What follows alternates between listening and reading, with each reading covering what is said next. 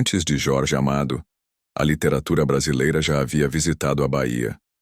Mas foi com ele que ela passou a respirar o cheiro do dendê, escutar o toque dos atabaques, conhecer as vielas e os becos do Pelourinho, sentir o riso das quituteiras e o suor dos estivadores. Jorge não escreveu sobre a Bahia. Ele a transfigurou em mito, em matéria viva, em vocação literária.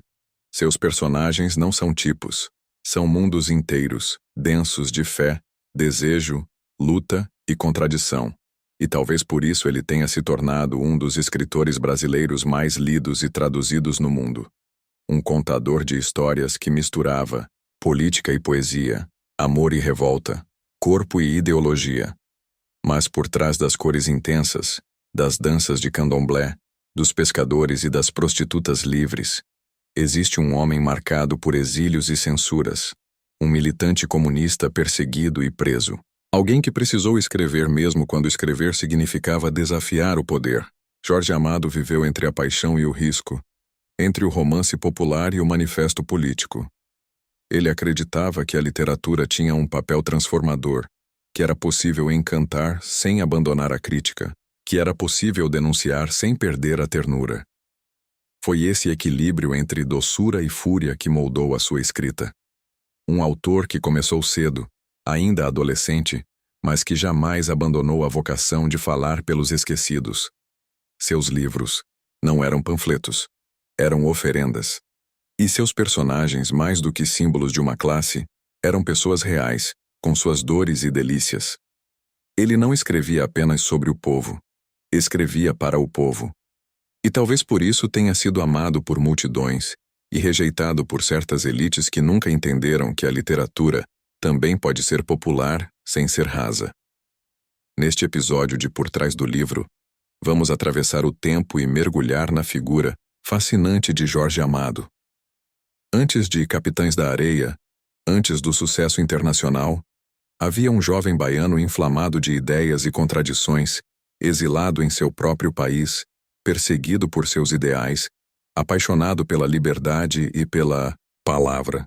Vamos conhecer o menino que viu a desigualdade de perto e nunca mais quis fechá-la nos olhos. O homem que foi preso por escrever. O escritor que fez do amor um gesto político e da literatura uma forma de resistência. Você está pronto para caminhar conosco por essa estrada de fé, exílio, sensualidade e revolução? Então se aconchegue, respire fundo e prepare-se. Vamos descobrir a travessia antes dos Capitães da Areia e o que levou Jorge Amado a se tornar não apenas um autor, mas um mito literário do Brasil. E aproveita para comentar aqui embaixo. Qual foi a primeira obra que você leu de Jorge Amado? Que lembranças ela te trouxe? Seu olhar é parte fundamental dessa travessia e eu quero muito saber de onde você parte. Autor e obra. Jorge Leal Amado de Faria nasceu em 10 de agosto de 1912, em Itabuna, no sul da Bahia, em meio a plantações de cacau, coronéis armados e a selva social que mais tarde daria contorno às suas narrativas. Filho de uma terra quente e disputada, ele se tornaria um dos autores mais traduzidos da literatura brasileira, publicado em mais de 50 países e adaptado para cinema, teatro e televisão. Mas Jorge Amado não foi apenas o romancista das mulatas, das festas populares e da malandragem sedutora, foi antes de tudo o escritor do povo. Seu compromisso era com as histórias das ruas, dos becos, das cozinhas e das senzalas.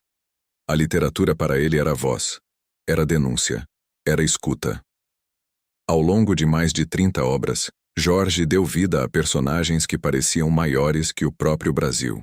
De Gabriela, com sua liberdade e sensualidade, a Dona Flor, com seus 2 maridos, e os meninos dos Capitães da Areia, sobreviventes do abandono. Jorge construiu um panteão literário que fundiu política, erotismo e espiritualidade popular, em uma prosa de ritmo quente e cor-de-rosa. Seu estilo, direto, lírico e generoso, tornou-se a assinatura de um Brasil possível, às vezes sonhado, às vezes cruel. Mas nenhuma obra talvez resuma tão bem o espírito de Jorge quanto Capitães da Areia, publicado em 1937. Escrita quando o autor tinha apenas 25 anos, a narrativa acompanha um grupo de meninos de rua em Salvador, abandonados pelo Estado, rejeitados pela sociedade, mas cheios de vida, esperteza e desejo de liberdade. A obra foi recebida com escândalo. A polícia da ditadura de Vargas recolheu e queimou exemplares. Jorge passou a ser vigiado. A literatura, para ele, tornava-se ainda mais perigosa, e por isso mesmo necessária. Essa história de enfrentamento, porém, não era nova. Jorge já carregava a marca da inquietação desde muito jovem.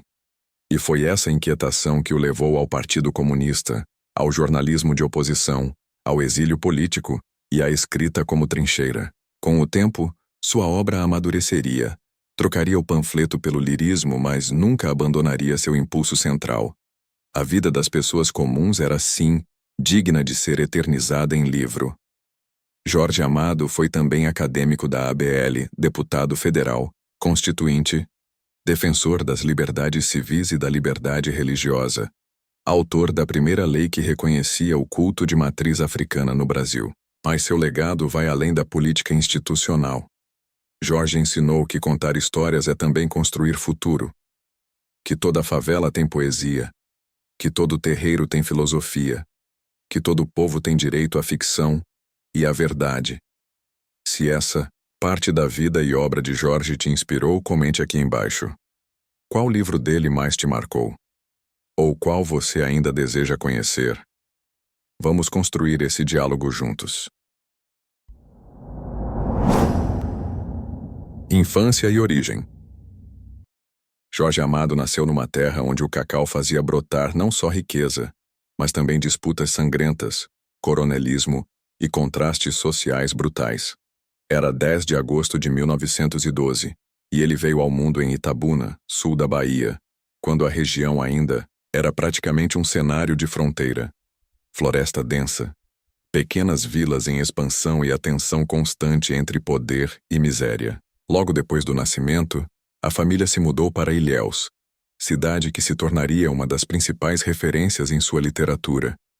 E foi nesse ambiente de mata fechada, cheiro de fruta madura e sons da oralidade popular que Jorge começou a absorver o mundo que mais tarde derramaria em palavras. Seu pai, João Amado, era fazendeiro de cacau, homem prático, rígido, de quem herdaria a noção de trabalho duro. A mãe, Eulália Leal, era doce, afetuosa e levava em si o canto da religiosidade popular. Desde cedo, Jorge foi exposto ao universo do sincretismo afro-brasileiro. As rezadeiras, as histórias contadas à beira do fogo, a vida das empregadas domésticas e lavadeiras que passavam por sua casa. Ele cresceu entre a opulência dos barões do cacau e a precariedade dos trabalhadores que o serviam, e esse contraste se tornaria a veia pulsante de seus romances. Mas o menino Jorge também era inquieto, leitor voraz desde muito novo. Foi alfabetizado em casa e aos 11 anos foi enviado para Salvador para estudar no tradicional Colégio Antônio Vieira, dirigido por jesuítas. O choque cultural foi intenso.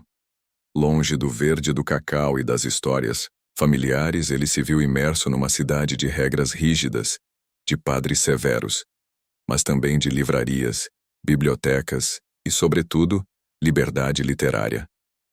Foi ali que leu seus primeiros clássicos, escreveu seus primeiros poemas e encontrou na escrita um refúgio contra a solidão. Mesmo jovem, já demonstrava um olhar aguçado para as injustiças. Observava a cidade com empatia e fúria silenciosa. Passava tardes observando os trabalhadores do porto, os vendedores ambulantes, as prostitutas dos bairros baixos. Essas figuras marginalizadas começavam a formar o alicerce emocional do seu futuro como escritor. Ele não escrevia para o pedestal, mas para o chão, e isso já era evidente desde menino. A origem de Jorge Amado é profundamente enraizada na Bahia, mas sua infância não foi apenas uma paisagem de palmeiras e maresia. Foi também um palco de tensões sociais, de afeto familiar, de raízes negras e populares, e, sobretudo, de um menino atento. Um menino que escutava antes de escrever, que via antes de julgar, que sentia antes de narrar. Você consegue lembrar da sua infância com o mesmo tipo de intensidade com que Jorge Amado descreve a dele? Compartilha aqui nos comentários algum cheiro, cena ou lembrança que te marca até hoje. Vamos escrever juntos essa memória coletiva. Primeiros obstáculos. A trajetória de Jorge Amado não foi apenas de observação atenta das mazelas do mundo, ele também foi atravessado por elas. Aos 14 anos, já distante da segurança do lar em Ilhéus e vivendo sozinho em Salvador para concluir seus estudos, experimentou o abandono precoce. A adolescência foi marcada por solidão, escassez e o enfrentamento constante com o preconceito de classe e o autoritarismo escolar. Jorge era rebelde por natureza, inquieto, insubmisso, com forte senso de justiça social, e isso o colocava em rota de colisão com a educação tradicional. Foi expulso de colégios por se insurgir contra padres e diretores, o que só reforçou seu repúdio às instituições opressoras. Ao mesmo tempo, a situação econômica da família se tornava frágil. A crise do cacau abalou os negócios do Iduizio and pai, e o dinheiro se tornou escasso. Jorge passou a viver em pensões baratas, muitas vezes comendo mal, dependendo da ajuda de amigos e até dormindo em redes emprestadas. Esses anos de privações fortaleceram seu vínculo com os pobres e marginalizados, não como figuras distantes de compaixão literária, mas como companheiros de destino. Ele viveu de fato o que mais tarde narraria: a luta pela dignidade em meio à escassez. Foi também nesse período que Jorge enfrentou outro golpe profundo: a perda de sua mãe. A morte de Eulália, mulher que representava afeto e estabilidade emocional, deixou uma lacuna que se converteria em silêncio e introspecção. A saudade, somada ao isolamento e à dureza da vida nas grandes cidades, produziu uma sensibilidade singular em Jorge. Ele começou a escrever com mais frequência, como se a dor precisasse encontrar forma, e essa forma era a palavra.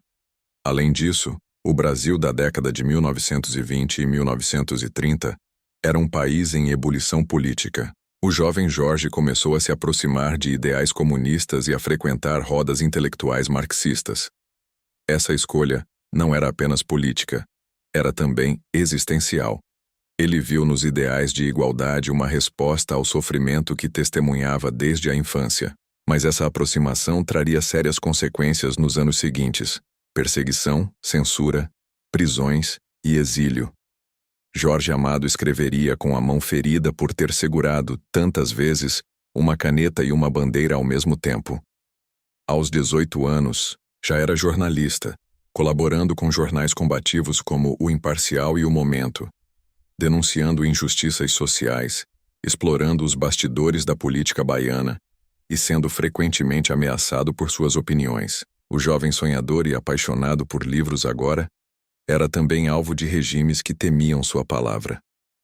Essa fase de vida foi marcada por uma dura transição, do menino sensível e observador ao homem que compreendia que escrever também é lutar, que denunciar não é ato de fúria, mas de responsabilidade.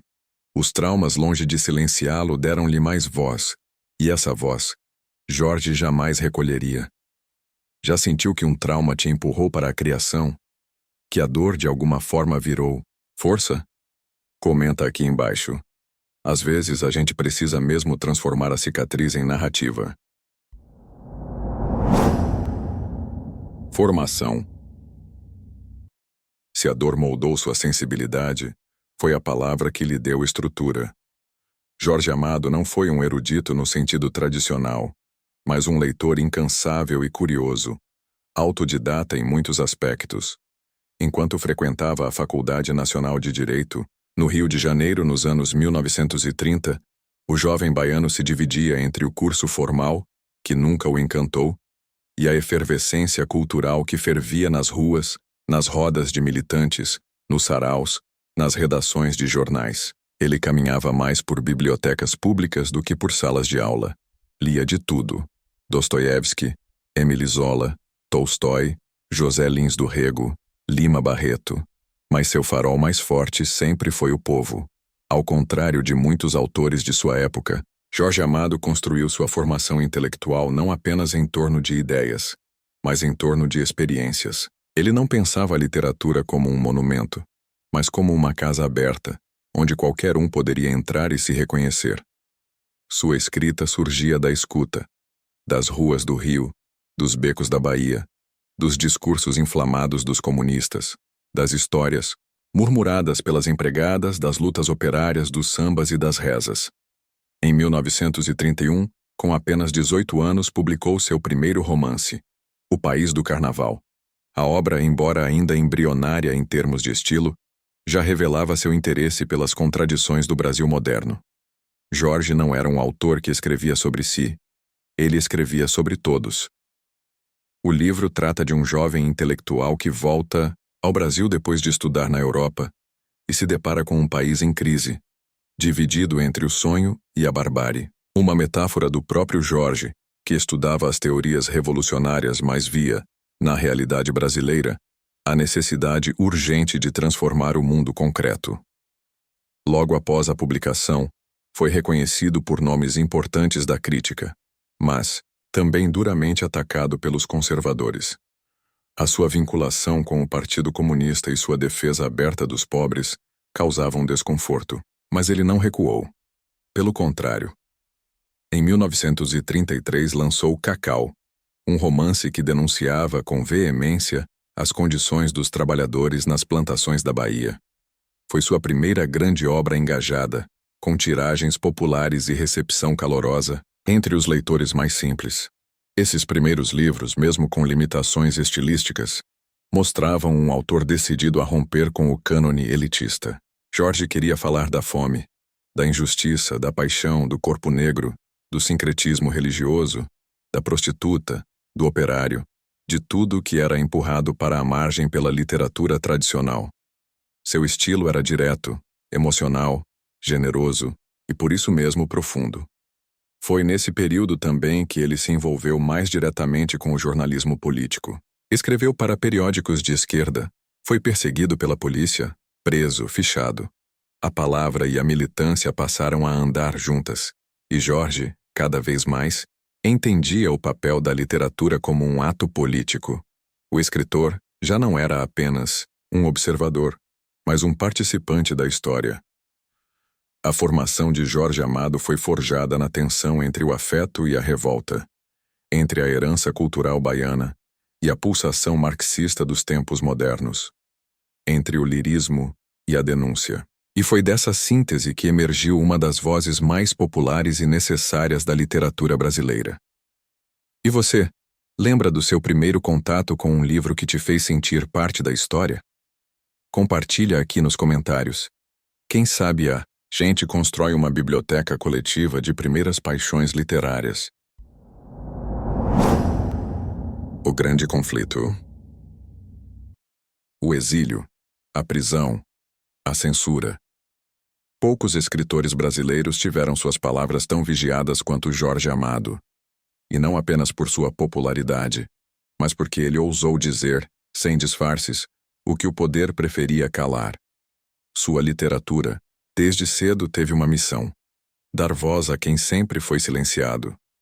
E essa escolha, no Brasil das décadas de 1930 a 1950, tinha consequências duras, especialmente para quem, como ele, unia a pena ao punho cerrado da militância. O grande conflito pessoal de Jorge Amado foi, portanto, político, mas também foi íntimo, porque viver entre a escrita e a perseguição impunha uma divisão interna permanente. Como continuar sendo um artista sensível, enquanto o Estado te considera inimigo? Como escrever o amor, enquanto se é privado da liberdade? Preso pela primeira vez em 1936, quando Getúlio Vargas apertava os laços do Estado Novo, Jorge Amado foi acusado de subversão à ordem. Seu crime: escrever livros que denunciavam o sistema, que falavam de greves, de miséria, de exploração. Na cadeia teve os manuscritos censurados, sua biblioteca pessoal confiscada, e conviveu com tortura, física sim, mas principalmente psicológica. Nessa fase, seu casamento com Matilde Garcia Rosa se fragiliza. A dor da repressão não fica apenas nas celas. Ela infiltra os afetos, abala a rotina, transforma a própria maneira de enxergar o mundo. Mas ele não recua. Em 1941, é forçado ao exílio. Vive entre Argentina, Uruguai e depois Europa Oriental. É na União Soviética que se envolve ainda mais profundamente com o comunismo internacional. Seus livros passam a circular em dezenas de países, traduzidos, debatidos, adaptados para rádio e teatro, mas em seu próprio país eram proibidos ou mutilados. O autor que levava o Brasil ao mundo era, no Brasil, considerado perigoso. Conflito entre arte e política atravessa sua vida como uma cicatriz aberta.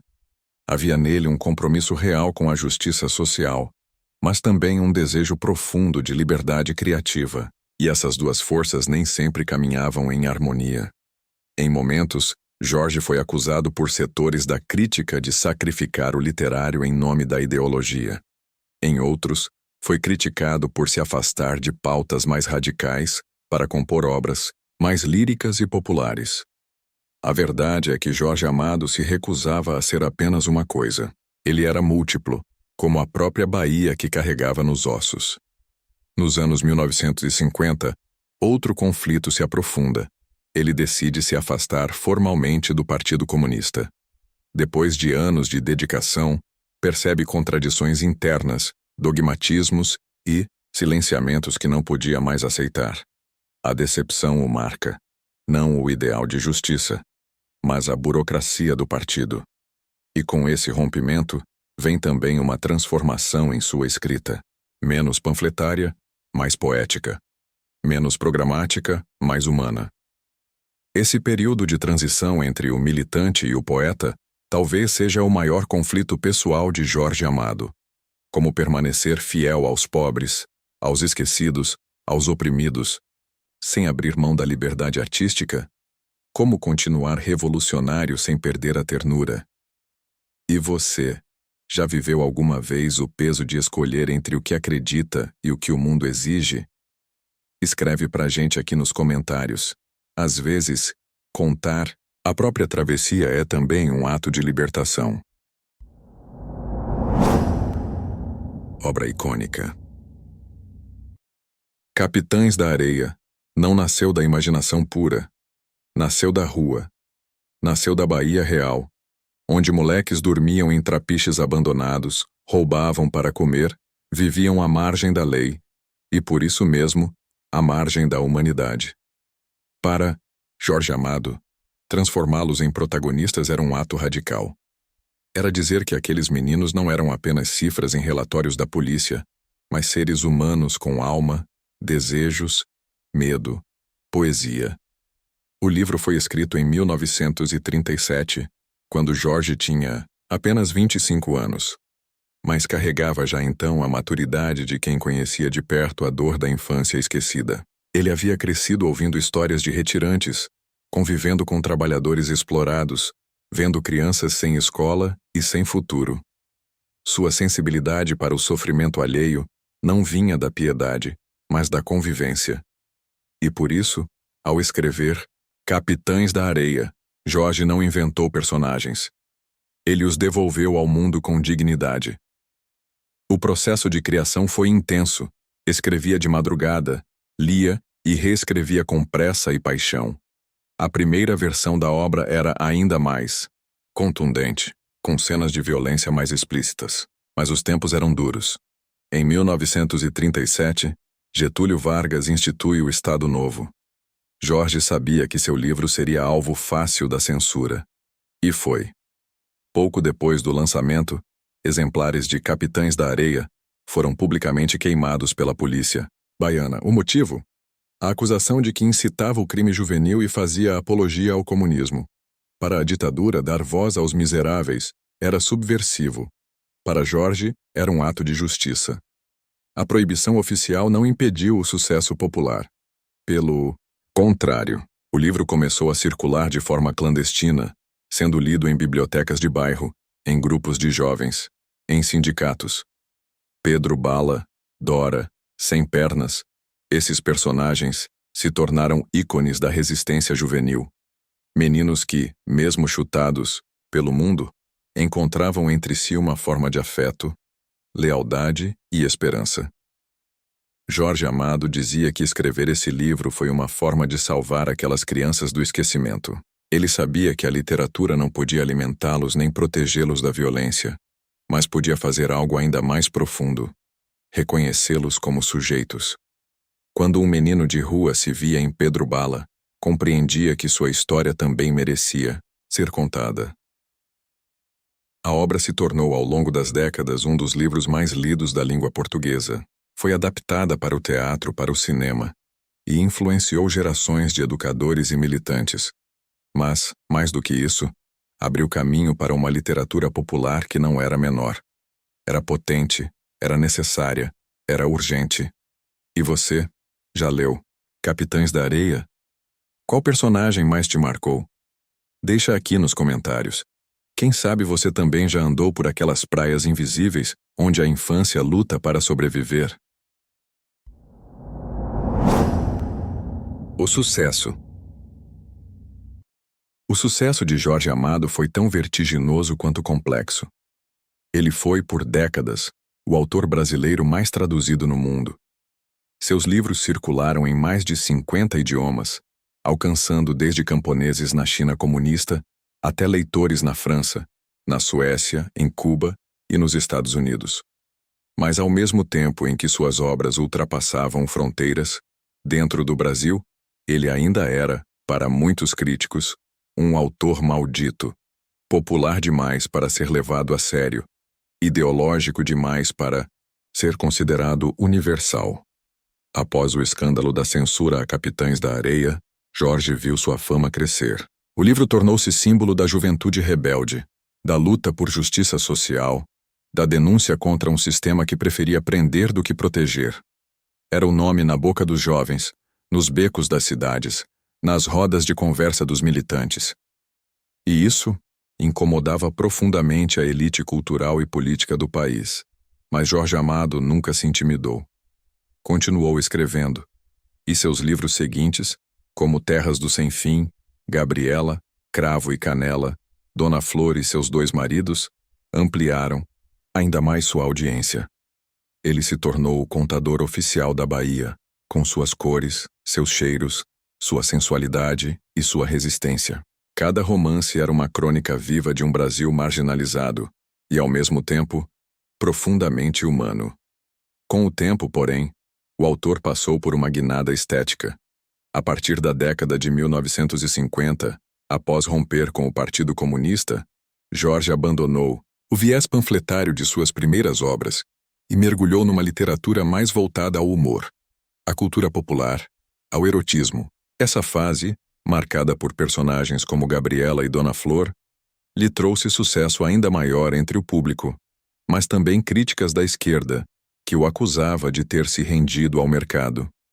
E essa é uma das grandes tensões da vida literária de Jorge Amado: o equilíbrio entre engajamento político e liberdade criativa, entre ser porta-voz de uma causa e ser apenas um contador de histórias. Ele, com humildade, aceitava essas contradições. Em entrevistas dizia: escrevo para ser lido. Quero que me entendam na feira, no cais, na sala de aula e no terreiro de candomblé. Apesar das críticas, o reconhecimento veio. Recebeu inúmeros prêmios nacionais e internacionais, foi eleito para a Academia Brasileira de Letras, embora resistisse à ideia por muitos anos, e viu suas obras ganharem versões para o teatro, a televisão e o cinema. Foi também um dos poucos autores brasileiros a ser adaptado pela Rede Globo com sucesso absoluto, com novelas como Gabriela e Tieta alcançando milhões de telespectadores.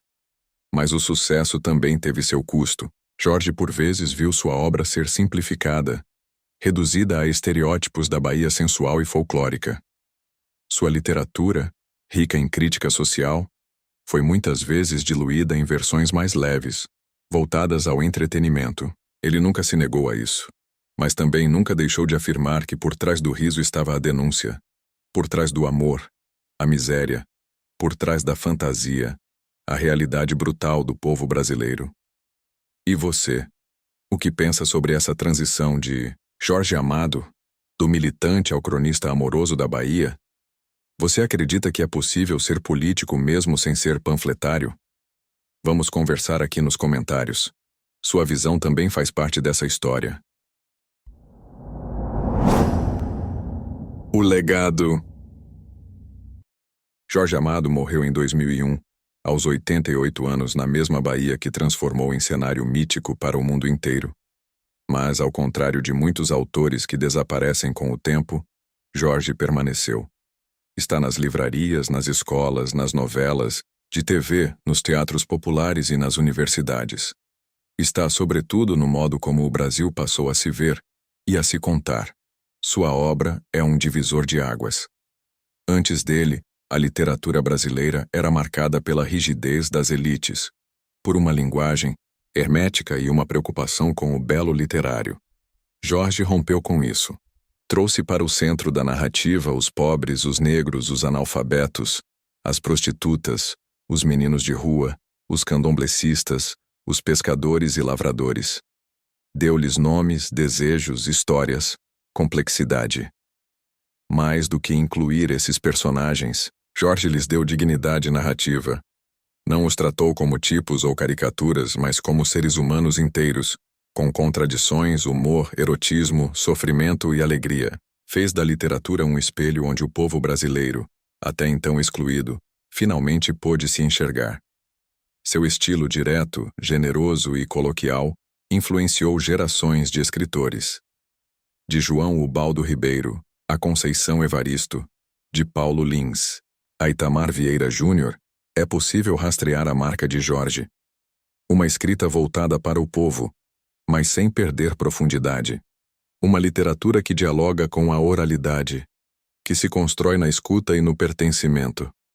Além disso, Jorge Amado foi uma ponte entre mundos. Sua atuação política, suas viagens e suas traduções permitiram que o Brasil fosse lido no exterior, não apenas como país exótico, mas como nação complexa, rica e contraditória. Na União Soviética, ele era lido como um autor socialista. Na França, como um grande romancista. Na África, como um aliado da luta anticolonial. Em Cuba, como irmão na utopia. E no Brasil, como uma voz que não calava, mesmo quando todos queriam silêncio. Seu legado também é afetivo. Para muitos leitores, Jorge foi o primeiro livro. A primeira paixão literária. A primeira vez que o Brasil parecia estar ali, nas páginas, com cheiro de dendê, som de atabaque, suor e riso. Ele provou que a literatura podia ser popular sem ser rasa, engajada sem ser panfletária, doce sem ser ingênua, e é por isso que, ainda hoje, ler Jorge Amado é um ato de resistência. Contra o apagamento da cultura popular. Contra o elitismo da arte. Contra a ideia de que só certos corpos e certas histórias merecem ser narradas. Jorge nos ensinou que toda vida é literatura. Basta saber escutar. E para você, qual o maior ensinamento que Jorge Amado deixou? Já se emocionou com algum dos seus personagens? Compartilha com a gente aqui nos comentários. Vamos manter viva essa roda de histórias que ele começou. Para finalizar, falar de Jorge Amado é como tentar conter o mar em um copo. Impossível abarcar todos os seus sentidos, suas marés e seus mistérios. O que ele deixou não cabe apenas nas estantes, cabe nas esquinas da Bahia, nas cozinhas com cheiro de dendê, nas ruas onde a infância resiste mesmo sob o peso da desigualdade, nos terreiros onde se canta a vida, mesmo diante da dor. Jorge é autor de páginas, sim, mas sobretudo de presenças. Ele está onde o Brasil sangra e sorri. Sua obra é um mapa afetivo do país que os livros oficiais insistem em apagar. Um país sem maquiagem, sem idealizações, mas cheio de corpo, suor, voz, pele. Jorge Amado não escreveu para o leitor culto, ou não apenas para ele. Escreveu para o povo que o inspirou, para as mulheres que desafiavam a moral, para os meninos de rua que se reinventavam no crime e na solidariedade. para os amantes, os céticos, os santos e os excomungados. Sua literatura é a mais democrática que o Brasil já produziu. Todos cabem ali. E é por isso que ele incomodou, e ainda incomoda. Porque Jorge ousou dizer que o Brasil verdadeiro não está no centro do poder, mas na periferia dos livros didáticos. Que há mais poesia em um pescador de Itapuã do que em um doutor de Brasília. Que há mais sabedoria nas histórias de um terreiro de candomblé do que em tratados europeus que ignoram o corpo negro. Sua literatura escancarou as contradições de um país que se diz cordial, mas que sempre marginalizou os seus. Ele pagou o preço por isso. Foi censurado, vigiado, exilado, mas nunca se calou. Mesmo quando sua fé política foi abalada, manteve sua fé no povo. Mesmo quando se distanciou do dogma partidário, jamais se afastou da crença em uma literatura libertadora. Foi acusado de ser popular demais.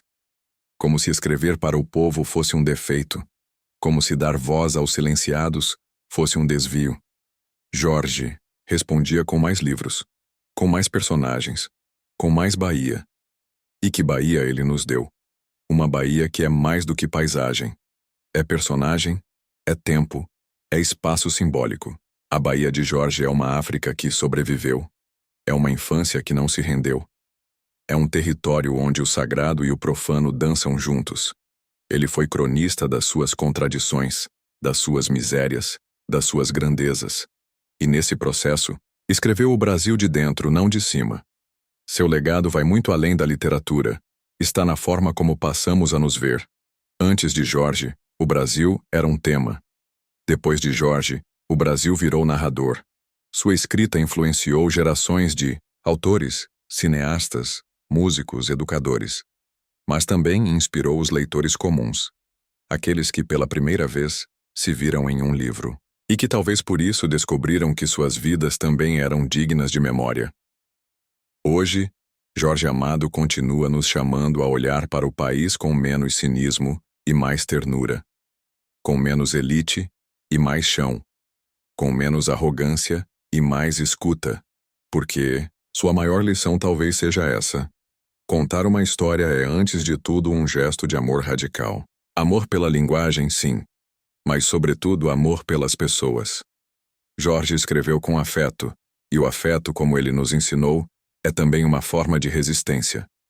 Se você chegou até aqui, é porque carrega, de algum modo, essa mesma paixão pelas histórias que nos fazem humanos. E Jorge está sorrindo onde quer que esteja, porque o que ele mais queria era isso. Que suas palavras virassem conversa, que sua literatura fosse ponte, que o livro fosse o começo, não o fim. Então me conta, qual a sua história com Jorge Amado? Que personagem ainda vive em você? Vamos seguir escrevendo juntos o Brasil que ele sonhou.